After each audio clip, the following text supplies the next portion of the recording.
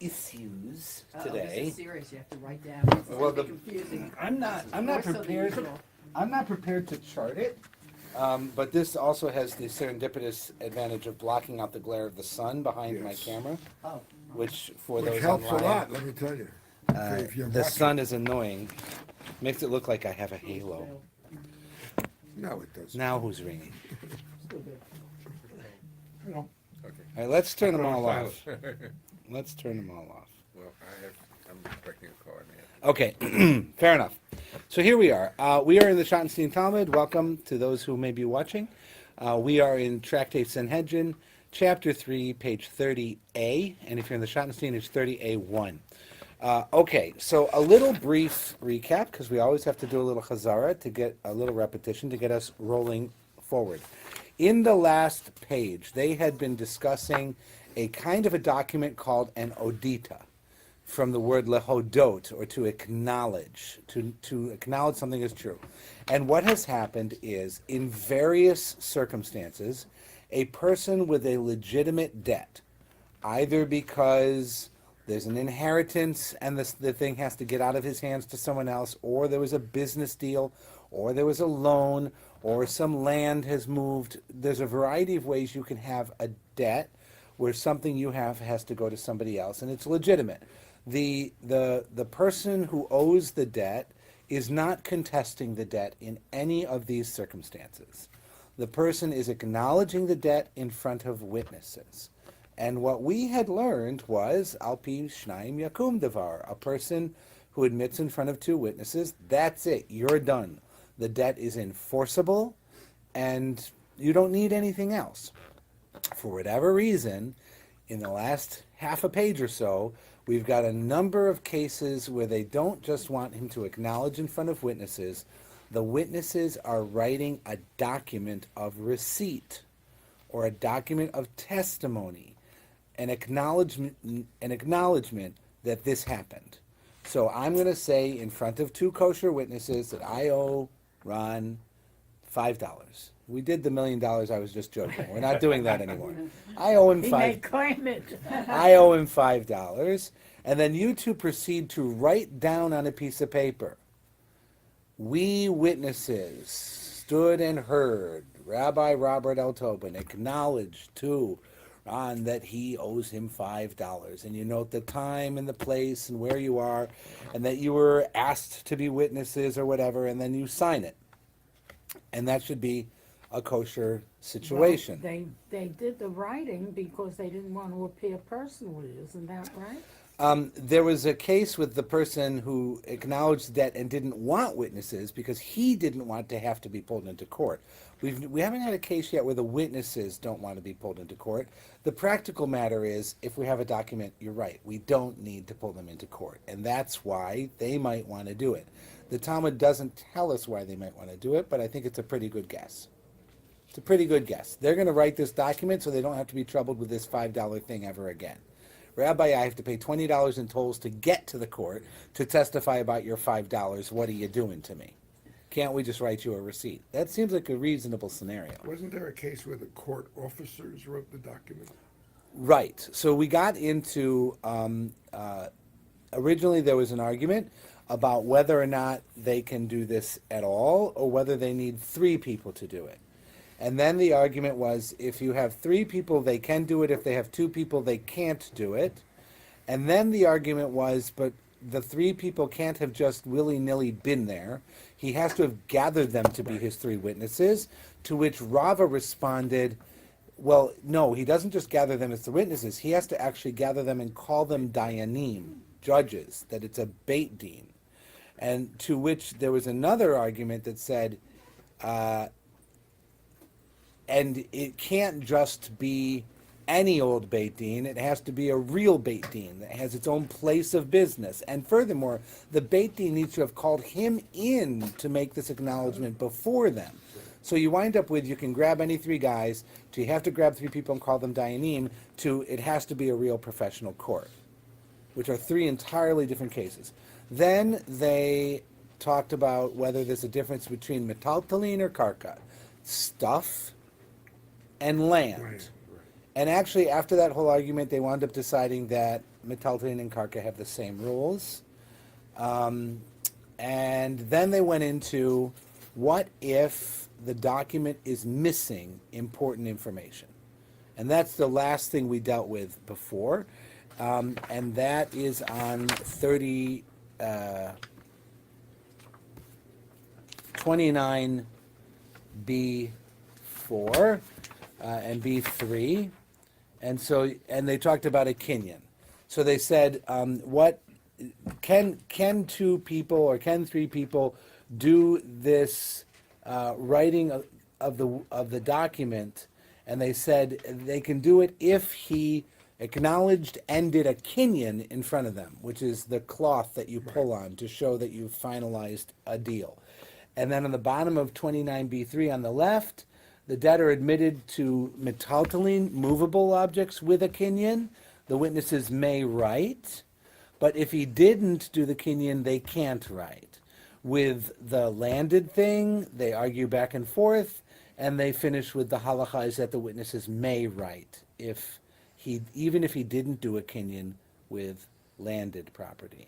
Then Ravina, on the bottom right of 29b3, Ravina arrived in Damharia, and Rav Dimi ben Rav Huma of Damharia is there, and he says to him, if they do metaltalin, and the metaltalin are still in the possession of the person who doesn't own them anymore, can they write the document?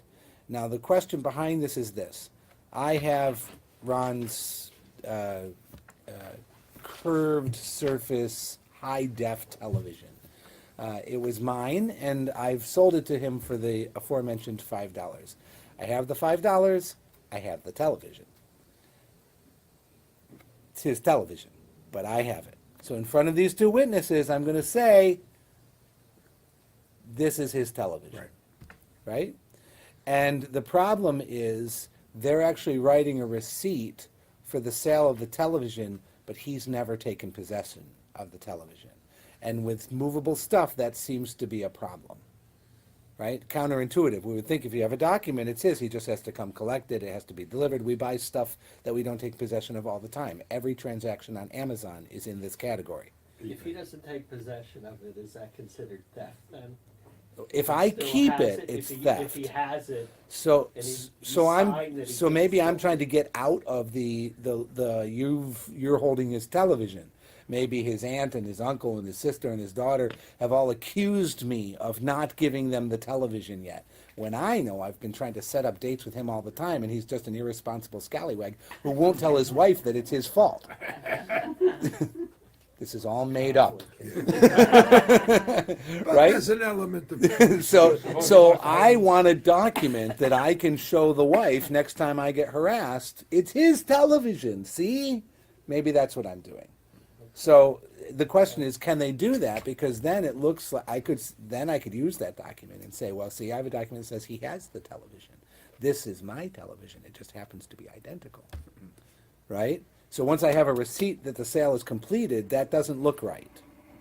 Right? So people are going to be worried about that. So movable objects, what's the law? And Ravina said to him, they're just like real property, which means the witnesses can draw up a note of odita, even if it's still in his possession. Rav Ashi had a problem with that, and he says, Kevan de mechasre govaina la. Since the movable objects lack collection, the document may not be written. So Rav Ashi says, no, you can't do that. So this is a machloket. It's an argument between Ravina and Rav Ashi. Ravina says the witnesses, this is just two witnesses now, may write this document for the movable object that hasn't been delivered yet. Rav Ashi says you cannot. So the Gemara is now going to go on. I'm on 29b4. And it talked about if something's missing. That didn't say he told us, write, sign, and give it to my creditor. So one of the things that you have in a traditional document is Rabbi Tobin appeared before us, and he told us, be my witnesses, and write and deliver the document to Ron. And they have to write that I said that in the document. Okay? But they didn't. So something normal, something essential in the boilerplate of the document is missing. And any good lawyer is going to look and say, there's boilerplate for this stuff. Why is something missing from the boilerplate? And you would draw the conclusion what? If there's a normal that it didn't happen, right? So normally you would say, he told us, write, sign, and deliver. It's not there. I would draw the conclusion that since it's normal boilerplate, he didn't include it, it's required, he didn't do it. If he didn't do it, they're not kosher witnesses for a document that they are also writing. He has to have commissioned them to do that. Right? He has to have gathered them to be his witnesses to write the document. So the document is suspect. So in this case, Abaye and Rava both rule according to Reish Lakish on the bottom left of 29b4, where he said it's presumable that witnesses don't sign a note unless the party involved is an adult. That has nothing to do with our case directly, but it has a lot to do with our case indirectly. So this is the case. Reish Lakish had a case come before him where the witnesses signed that, Johnny Boy owed $50. But it was contested, was Johnny Boy 12 or was Johnny Boy 14? Right? If Johnny Boy is above the age of mitzvot, it's a legal document. It's a legal debt. If he's below the age of mitzvot, he's not under the law liable to the debt. He can't buy and sell. He can't lend and loan. He's a minor. He can't do these things. So it's not a kosher sale, so the witnesses can't sign on it. The document doesn't say, we saw the adult Johnny Boy make the sale. It also doesn't say we saw the minor. It's left blank on that topic. And we don't normally say the age of the people. And Reish Lakish's principle is witnesses wouldn't have signed if he were a minor. So the principle is witnesses don't sign documents unless everything in the sale is kosher. They wouldn't sign. But that winds up giving witnesses tremendous benefit of the doubt as being legal experts about what is required for everything to be kosher.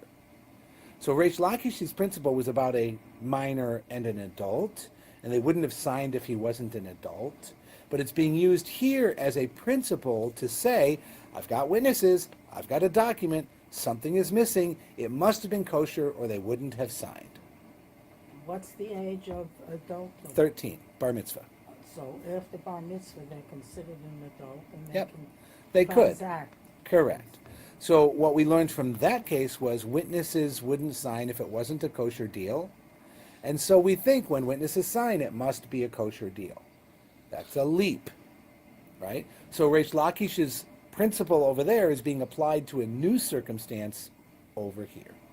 Everyone got that? The Gemara did not have a case relevant to this one? It has a case. But There's a it- document. It's missing a piece of But information. it's a different case from the one they cited previously. Correct. So presumably, this case, Abaye and Rava, this case, Abaye and Rava, by the way, each have their own Beit Din. They are rival Beit Dins in the same city at the same time. Oh, They're not really in rivalry, but they're both in business in the same area in Bavel, in Babylonia, at the same time. So they know each other. People interact. So the case was brought, and both Rava and Abaye agreed that the Reish Lakish principle applies. oh, I see. Okay. Right? That they used the Reish Lakish principle in this case to say it's presumable the witnesses don't sign unless he had reached adulthood, meaning we're going to accept this document even though it's missing essential facts because we're going to presume that witnesses don't sign unless they know it's a kosher deal. Yeah. So, have there been instances when someone who was not of age tried to have one of these contracts? And if so, would it necessarily, since it wouldn't be kosher for someone below age, would they then transfer to the parents? Or the No, they would just throw the case out. Okay. If the case were brought forward that a minor had, bought a Tesla, right? And because Teslas are purchased remotely often, right? There's no Tesla dealership. It's all done at, some retail front in a mall or through electronic transactions and all this. You can't actually go anywhere and see Teslas sitting on a lot. it's not the business model. So let's say some miner managed to finagle that system and get a Tesla delivered to his house. Isn't that like the Consider it. kids go online with their parents' credit? Right. Yeah. I mean, Buy stuff. there's kids who get alcohol delivered to their homes. They'll use their parents' credit card and they'll join a wine of the month club, and UPS delivers alcohol to them. Who's to check on them? Right. Right. Kids are smart. So let's say they did that. They joined the wine of the month club, and then the parents see the bill on the credit card, and they say, "I don't belong to a wine of the month club," and they investigate it, and it was a transaction done by a minor. Okay, that transaction is void. Transaction is void. Now, if the child engaged in bank fraud or something, that's another crime, and you would go to juvenile court to deal with that. But the actual transaction is void.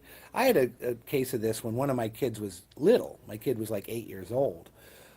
They were playing one of these games on their iPad where you can buy, like, the coinage in the game is, let's call it berries, right? So if you have berries, you can buy stuff in the game. And you earn the berries by playing the game. But if you're lazy and rich, you can buy berries with real money so that you have a lot of berries to play the game faster.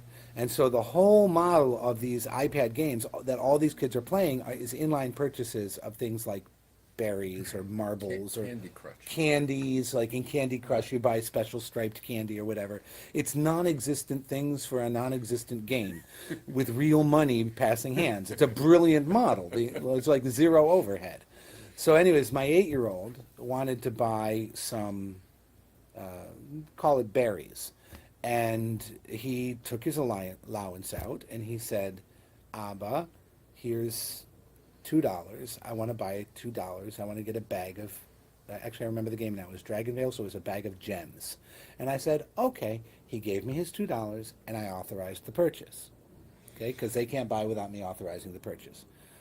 But I have it set that they need me to authorize the purchase every time they buy.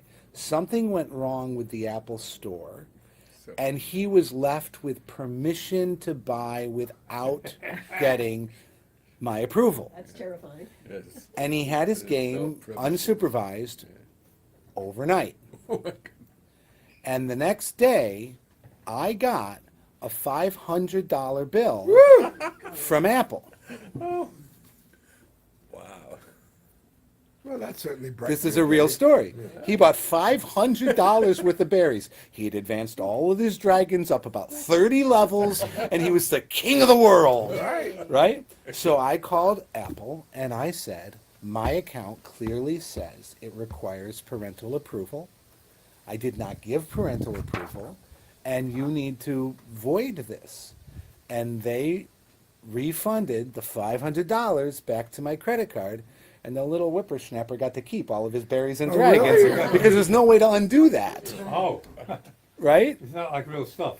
No, it's not real stuff, but once you've changed it in the game, and it would take a programmer like a whole week to go back and undo every action he did. Yeah, He was like a kid doing this for 6 hours, right? So you can't undo it. So that's an illegal transaction, right? It doesn't hold water. Jewish law as well as civil law. A minor cannot do those things, and you can undo it if they do. It doesn't hold up. And Apple takes a loss, and he gets to keep what it was. Now, don't the two rabbis have to consult with the other judges on their based in? Okay, so these two rabbis are like the head of a yeshiva, and they're the head of they have a whole bunch of people who work for them as running Beit Dins. So it's like the school of Rava and the school of Abaye. They might sit on a Beit Din, but more often they're like the expert rabbinic rule to the Beit Din. The Beit Din will say, well, what's the law about this? And they'll have taught the Beit Din what that law is, and the Beit Din meets in the cases and meets out justice. All right. So anyways, they both agree that this principle works. Witnesses are experts, which is weird. All right, so Matkif le Rav Papi v'itema Rav Huna bereda Rav Yoshua. Rav Papi said, or some people said it was Huna the son of Rav Yoshua, it doesn't really matter, that they asked, Mi ika mide da'anan la yadinan. Is there anything that we don't know, v'safre devedina yadeh, but the witnesses in a court know? It's like, we're the judges, and you're giving the full power to know what needs to be or not needs to be in a document. You're giving that power to these witnesses. It's like giving the notary legal authority to rule on the law. And if you've ever been a notary or you go to a notary, there's a disclaimer: a notary is not allowed to dispense legal advice. The notary has no authority to dispense. So when the person says to the notary, should I fill in today's date? The notary says, I can't answer that question. Right? The notary is not allowed to give any legal advice because they're just in charge of signatures. That's it. They take the ID, this is that person's signature, I sign that was that person's signature. Content of the document, they have no authority. Here you have witnesses who are probably professional witnesses working for tips in the Beit Din. Right? They're reliable people. They stay after minyan, and they witness a few documents, and people give them a few shekels for their time, and they're. But in any ways, so that's an objection. How can you say that these witnesses are the ones who know what's required in a document, which is effectively what you did? You just gave the witnesses benefit of the doubt that they know the halacha at the highest level of the judges and legal authorities in the land, which basically means who needs us. Right, if that's really your principle. And the challenge is rebuffed. They actually, they went and they did a pop test. They went to the Beit Din of each of these guys, and they asked them grueling questions about the laws of documents, and they actually knew all the laws of the documents. So, okay. Reish Lakish's principle holds up. Two people signing a document, even if something important is missing, the document is still good because we presume the witnesses wouldn't have signed if it wasn't kosher. Can a woman be a witness? Not in their time and place. No. I do. I accept women as witnesses, and there's been a good tshuva, a rabbinic ruling by Rabbi Mike Geller, who was actually a lieutenant colonel in the Army, the highest-ranking Jewish chaplain in the U.S. Armed Forces. He wrote a tshuva that says women's testimony is not only acceptable because of modern times, not only acceptable even under rabbinic law, it's acceptable even under Torah law. And he goes back and he proves that women's testimony is kosher all the way back to Torah law. So, yes, that doesn't mean you'll find an Orthodox rabbi who will do it. You can't find an Orthodox rabbi who will do it. And many of the traditional conservative rabbis won't do it on documents like a get because they don't want anyone's get to ever be called into question, because if it's called into question, they can be called an adulterer, and the children are a mamzer, and all kinds of bad things happen. Ketubas are doing it now, I think. The ketubah, you do it because they become husband and wife by exchange of ring and having sex. So it's a secondary. the ketubah isn't necessary for them to be married. It's just a nice thing. It's to her protection, but they can be married without it. Right? Okay, so that happened. Hayodita dahava katabe. So now we're going to do a couple other documents where things are missing, and we're almost up to where we start today. Okay, so it was written that this is a duvran pitgame v'chi leshani dveidina. So it's written. All the other terminology common into the documents of a court. V'la hava katev ba, but it did not have written in it, b'motav tlata havina v'chad li tohi. We were 3 and 1 died. So there's 2 signatures on the document, and it says that he wrote before us in a Beit Din, but it doesn't define the Beit Din. So how a Beit Din has to be 3 rabbis. How can you have a Beit Din with 2 signatures? So you have a document, 2 signatures on it, and they claim to be a Beit Din. Right. So there's only a couple of possibilities. The first one is this one. Judge number 3 died after we ruled and before we wrote. So it was a kosher Beit Din, it had a kosher verdict, and I have a document that claims to be a Beit Din with only 2 signatures. It's possible. Savi Ravina Lememar, Ravina said, Hainu de Reish Lakish. Ravina said, this is a Reish Lakish case. 2 witnesses are signing, and we presume that they know the law well enough that they wouldn't have signed if it weren't kosher. They wouldn't claim to be a Beit Din if they weren't, even though there's only 2 signatures. Okay? His view is rejected. Amar le Rav Natan Barami, Rav Natan Barami says to him, this was said in the name of Rava, Kol ki hai gavna, any such case, chayshinan leveit din toin. We think they're a mistaken Beit Din. They could just be dumb. They could be just people who don't know what the heck they're doing. and they think they're a Beit Din, and they're not. However, Amar Rav Nachman bar Yitzchak, Rav Nachman bar Yitzchak said, Ikatav be Beit Dina, if they said they actually are a Beit Din, tu lo tzarich, you don't need any more than that. Because they've already acknowledged that they understand the law, that a Beit Din is 3, and they're signing that they are 2, but they are a Beit Din, they're telling you they know what's going on, and therefore you should accept it. The Gemara is going to object to that. V'dilma Beit Din Chatzufu, maybe it's what's called an insolent court.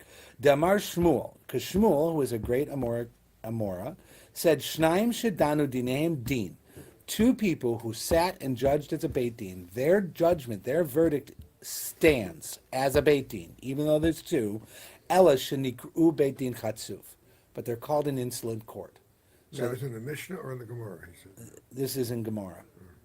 So this is Gemara saying, 2 who sit as a Beit Din, judge as a Beit Din, the verdict is of a Beit Din, it's binding, but they are an insolent court. What is insolent I've never here? heard of this insolent. Neener, they're bad people. He's calling them a name. He's disparaging their honor, but their verdict stands So the verdict would still be accepted. and enforced, even by another Beit Din. They're just a Beit Din chatzuf al pi Shmuel, according to the ruling of Shmuel.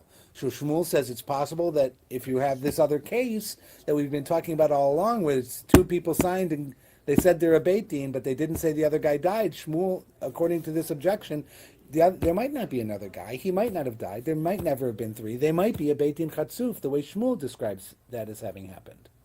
And they might, and you might believe that that's an okay way to behave. The Gemara is now going to correct the earlier statement and say, de katav beidina de Rabbi Ashi. So if they had written in their original document, we are a Beit Din according to Rabbi Ashi, Dilma Rabbanan de, because Rabbi Ashi does not accept a Beit Din of 2, but Shmuel did. So if they say we're a Beit Din of Rav Ashi and only 2 signed, then we know that they knew the law. They know that they reject the Beit Din of Shmuel. They know therefore there must have been 3 and 1 has died. Can they use that baked in again for 2? No, No. because they're a Beit Din of Rav Ashi.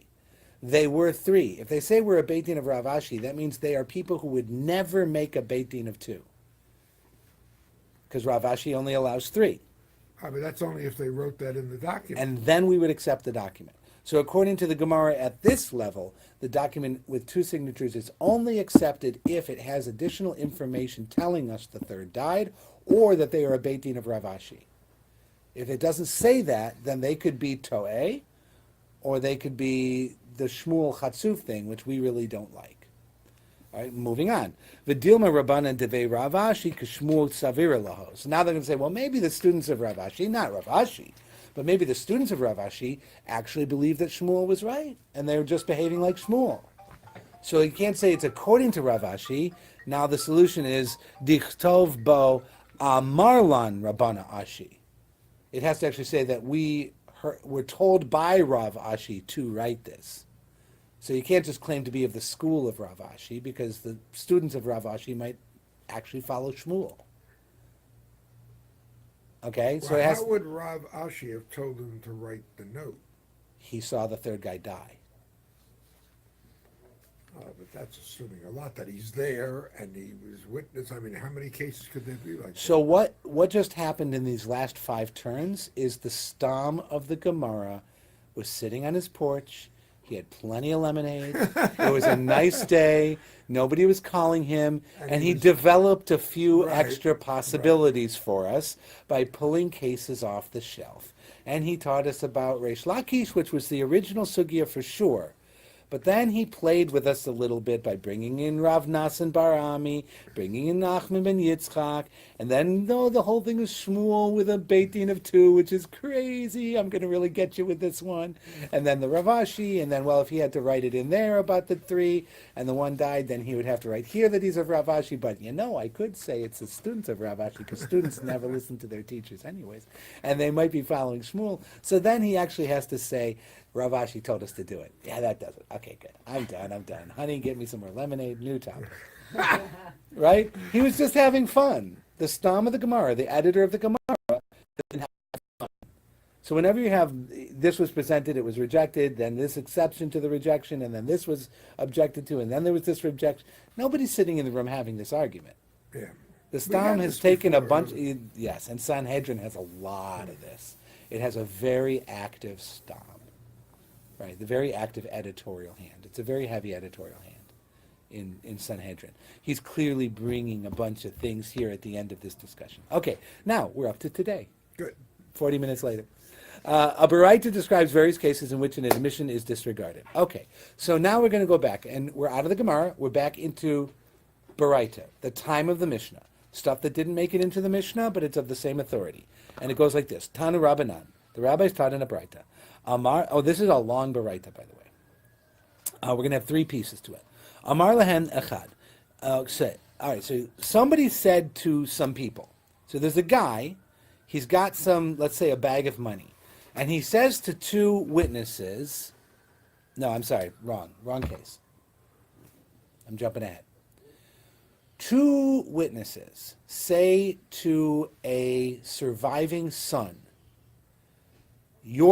I saw your father do something. Okay, that's the case. All right, so we have 2 witnesses saying to a son after the Shiva, by the way, your father, and here's what they say. Ani ra'iti avichem shehit min ma'ot b'sadei tevav umigdal.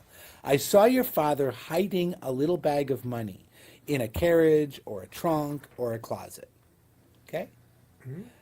Ve'amar shel plonihen. And he told me at that time it belongs to Joe. Okay. Or shel maser shenihen. Or it's the money I owe for the tithe to the poor. Okay? Now, the rule is, babayit, if it's in the house, lo amar klum. So if I was over at this guy's house, and he takes a bag of money in front of me, and he tucks it away into a little shoebox over here, and he puts it under the floorboard, and he says, this is maaser sheni money that I owe. And then the guy dies. Okay. Okay? And the kids either know about the money or don't know about the money, and they want to keep it. It's dad's money in the house. These 2 people come over and they say, I saw your dad put it there. Or they, even worse, they draw attention to it. The kids didn't know. By the way, under the floorboards over there, there's a shoebox with some money in it. But it's Maaser Sheni money. Or it's Joe's money. Right? Lo amar klum. If it's in the house, their testimony is irrelevant. Even if the kids didn't know it was there, and they dig up the floorboard and they find it and they have it. And the only reason they know it is because these people told them. So you would think you can believe everything they're saying. It's in the house. The kids get to keep it. It doesn't go to Joe. It doesn't go to the tithe. Rabbi, how about if this actually happened in my family? Oh, yeah? Close to it. Well, let me finish the Go sentence. ahead, finish, yeah. Basadeh, if it's out there in the field, divarav kayamim. Then their testimony is effective and the money is given to who they say it belongs to. Go ahead. If there was a promise to donate some money by a person who died, and then the descendants refused to donate the money that had been promised, I'm not going to mention any names here, Right. but how does that, in a rabbinic court, how would that If the pan out? promise were made in front of witnesses in the manner that we've been discussing, it would be enforceable in a Jewish court. If it were not made in front of witnesses, it was to one person. So the guy comes to the president of the shul and says, I'm going to give $1 million gift to endow a preschool here. And then he dies. But there's no witnesses, it's a nothing. See if they have 2 witnesses. If you have 2 kosher witnesses, and it can't be family, it can't be related, all those other rules apply. But if you have 2 kosher witnesses, and he said, you're my witnesses, I'm telling the president of the shul, I'm giving this money, then that works. And I would think actually in civil court, you could bring that too if you have witnesses to a formal declaration of some kind. What if it's in the will? It's just written. Well, that's a document. It's enforceable. This was not in the will. This was just a verbal, Yes. Yes. Yeah, but this case says, Ani ra'isi avichem. I saw. Okay, One so witness. these, if someone told the sons, Ani ra'iti avichem shehit mimi. Okay, so it's one person, Don't not 2. You Okay, need fine, 2. fine. I don't think 2 It's interesting. We're going to see. It's going to go on. Okay. Klalo, that's a good point. Klalo shel davar. Here's the general rule. We're still in the Baraita. Kol shebiyado litlan, anything within their, plural, ability to take, divarav, their words, kayamin, stand. Ein biyado litlan, it's not in his hand to take. Lo amar klum, he said nothing. So you're pointing out there's a plural and a singular there. That's kind of problematic. That's messy. But the general principle is this. It's talking about babayit or basadeh, in the house or in the field. So if I'm coming up to you, the surviving child, and I say, by the way, your dad put away some money, and it's over here behind the apple tree in the park, then my words are believed in the court. If I say he put away the money in the floorboard of his study in his house, my words are not believed in the court. What's the rationale there?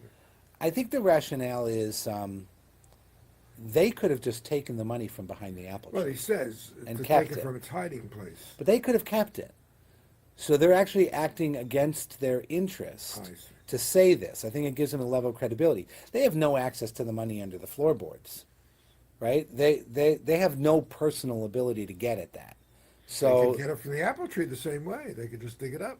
right, which lends But how are they credibility. going into the Because they house? could just take it, and they're not. I see. It's Okay. proving that they're probably really honest people. Okay. In the other case, they couldn't take it. They've got nothing in there. You don't know what their motivation is. Maybe it is, maybe it isn't. It's in a house to steal it. The other thing is, there's a principle that's kind of in play here, which is hamotzi mechavero v'lav hu araya. If you're taking money out of somebody else's possession, you must bring proof, right? In all cases where it's even, it's not proven, it could be this, it could be that. Whoever's holding on to it gets to keep it. So in the case of the house, it's in the house. When it's behind the apple tree, it's as if it's already in their possession, right? So they're dispensing it according to something that's really within their hands to be in their possession.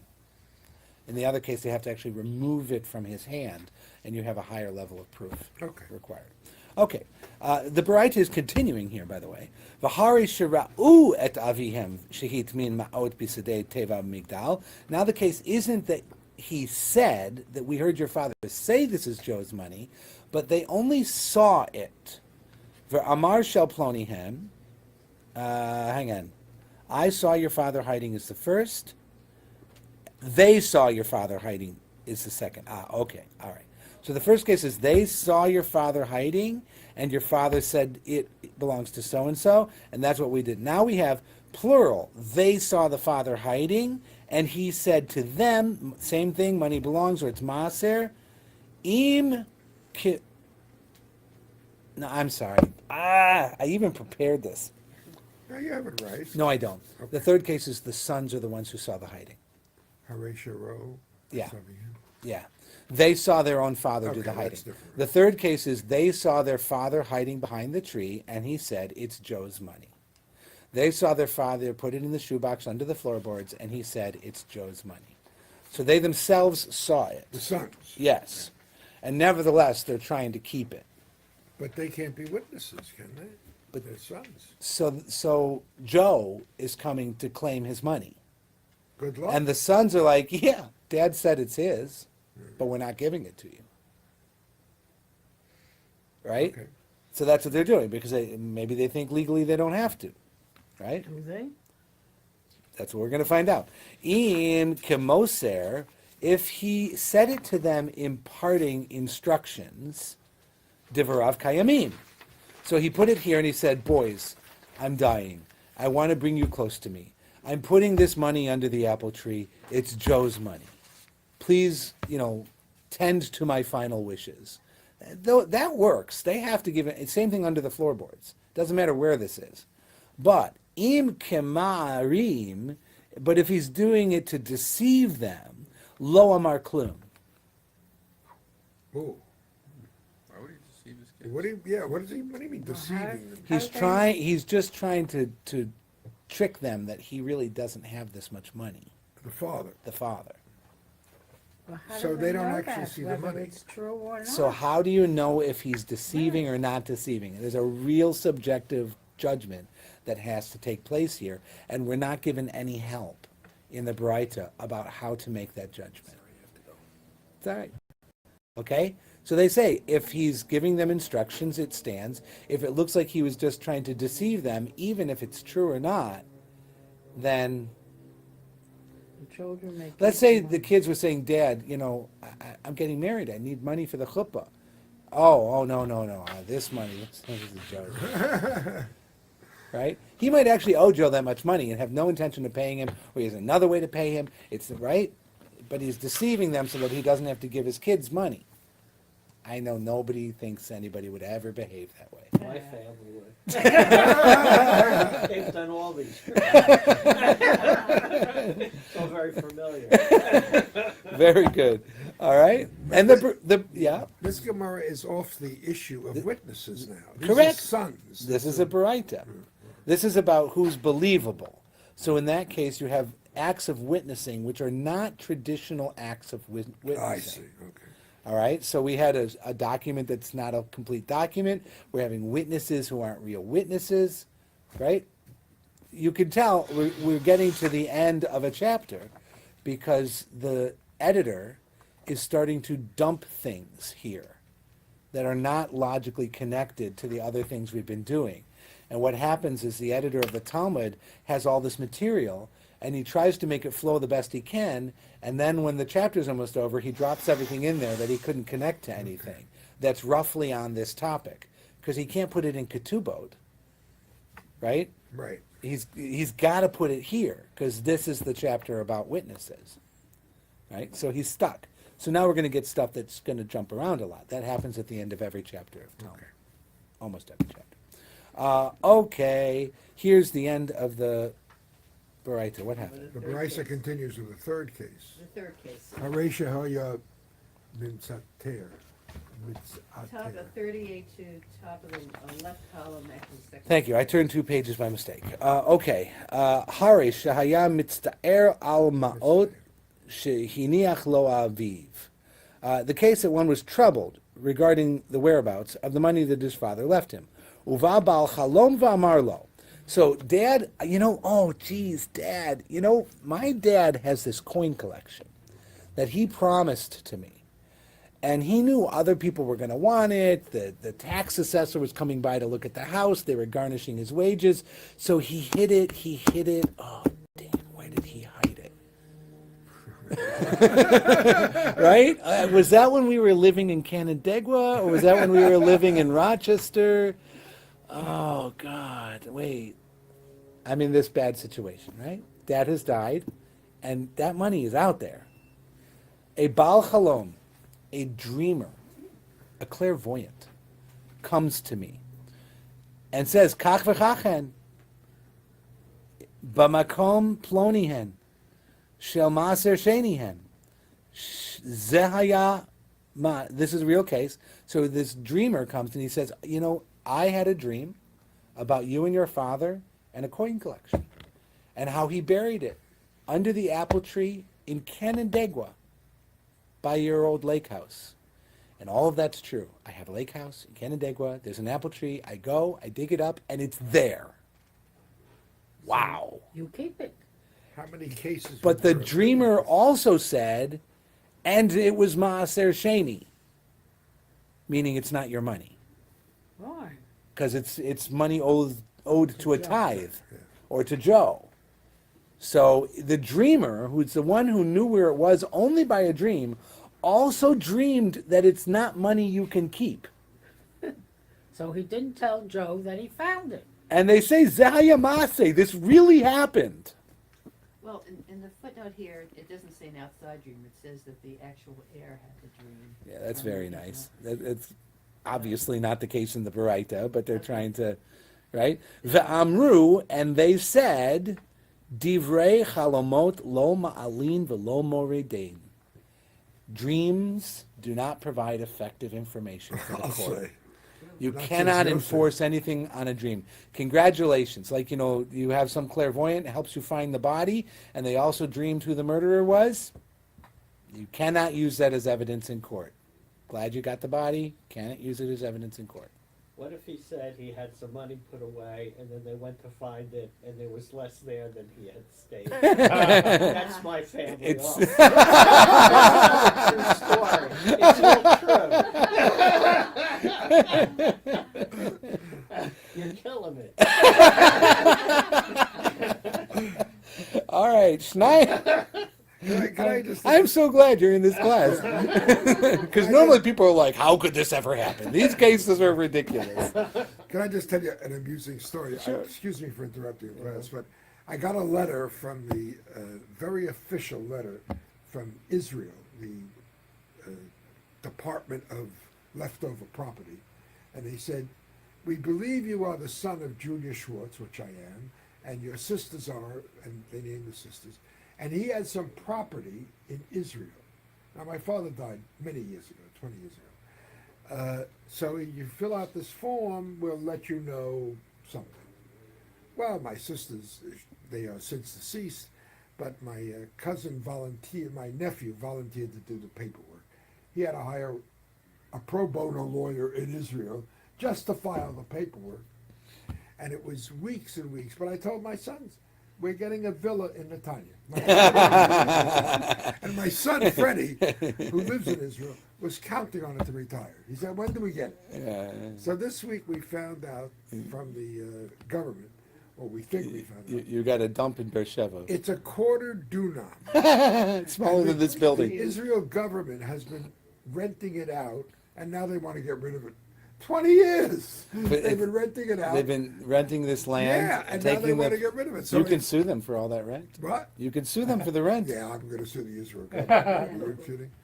So it's not always. What have they been renting it for? Like a I don't parking know. space? We don't know. They dole out the information very carefully, you know.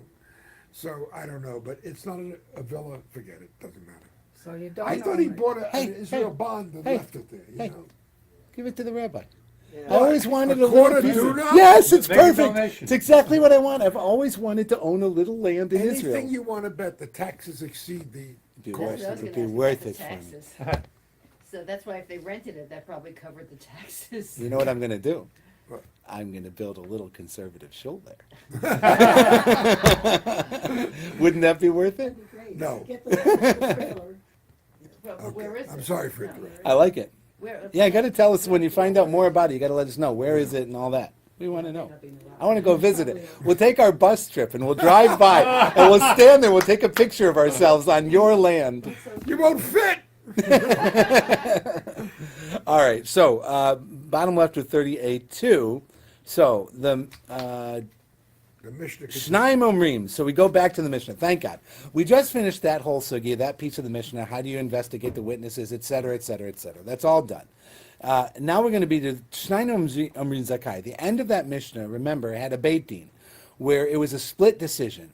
The three rabbis voted. Two voted to acquit, one to convict, or two voted to convict, and one to acquit. The words for that are Zakai, innocent, or Chayav, obligated. Okay? So, Shnaim Omrim, Zakai. So, two of them said the guy is not liable. Michtav, Hechi Katve. How do they write the verdict? So, they have to come back into court and deliver the verdict, and they write the verdict on the complaint, and they sign it as judges. So, there's three ways they can sign it. Rabbi Yochanan Amar, Zakai, period. So the judges say he is Not liable. not liable. Reish Lakish Amar, Ploni Ufloni Mizakin, Floni Ufloni Mechayavim. Reish Lakish requires that the judges declare in the verdict which judges voted which way. Okay?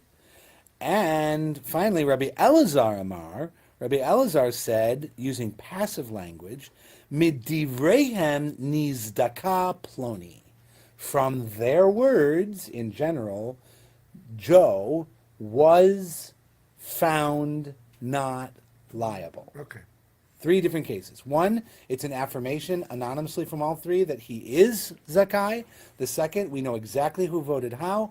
And the third is, ultimately, it was ruled that he was found not liable from their discussion. My beinahu. So what's the flippin' difference between the three of them? What are they arguing about? Ika benaihu. All right, so this is where, you know what? It's 1 o'clock. Ooh. This is where I'm going to draw a chart. So since it's where I draw a chart, I'm not going to draw a chart because it's 1 o'clock. Instead, and let you know what's going on. Because next week is Memorial Day weekend and there is no class. So we're held in suspense for. That's right. Right, you read it yourself. The 27th, there is no class. The 3rd, there is class. The 10th is Shavuot, there is no class. June 3rd class. The 17th, there is class. The 24th, I am on vacation, there is no class. And the 1st, I guess we can have class. So I think the easiest thing to do, do I need to take the 17th? I haven't used my vacation days. They don't let them roll over anymore. How many days do I have? I'll have to do the math. So we're off next week and then we're off, and then the question is, do you want to just stay off until July when we pick it up? Or do you want to go off on, off on, off on? Up to you. Off on is what I Off do. on, off on, off on, we'll just keep doing that. We're not on 27th. You're off the 27th, on the 3rd, off the 10th, on the 27th, off the 24th, Off on the 3rd, off 1st. The 17th? You'll write this down. The all right? 17th? The 17th is 27th. I'm sorry. The 3? We're off on the 27th of May. Right. Memorial Day. We're on the 3rd of June. We're off the 10th of June. We're on the 17th of June. We're off the 24th of June. We're on the 1st of July. You'll put that in paper? Yeah, I guess it'll be in the announcements. I'll send it to Gary and see how he wants to. 2 weeks in advance, we're off or on. The 24th is. All the way through the end of June, it's off on, off on, off on, off on. Okay. 32. 24th, And if you we're need to off take another day off. St. just Jean let us know. Baptiste Day. 32. That's where we are. Off the 27th, on June 3rd, 10th. off June 10th, on June 17th, off June 24th. June 17th, the day And after on- Father's Day. You sure you want to look Can at you it? handle I shouldn't be too hungover. Haven't had a hangover in 12 years. Thank God. I wasn't thinking, I thought maybe we We're on the away, 3rd, back in time. 3rd, 17th, and 1st of July. Okay. Kids go to camp. No, The kids go to camp that last week Off and then on the next. when I'm off. I'm off the 24th. They go to camp like the next day. Yeah, I'm on vacation. I'm going to Yankee game the day before and putting them off to Ramah the day after. Got a lot going on, 3 and 17th of June and 1st of July. if you say so. First one, July 4th. That's- 1st of July 1, we're back on. 1st July, I'll be. Okay? Okay. Thank you all very much. Enjoy. Goodbye to everybody online. If you made it this long, congratulations. good.